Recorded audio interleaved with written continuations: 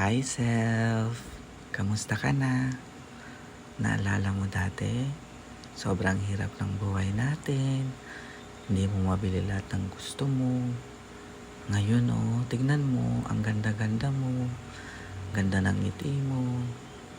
Nakamit mo na yung pangarap mo. Dahil yun sa paghihirap mo. Maraming salamat, self. Dahil kahit ano man kahirap yung buhay, lumaban ka. Pinakita mo sa sarili mo na kayang-kaya mo. At the age of 18, nag-separate ka na sa family mo. Naitaguyod mo yung sarili mong buhay. Kahit 18 years old ka pa lang, sumabak ka sa Manila para magtrabaho. Hanggang nakamit mo yung pangarap mo. Maraming salamat, self.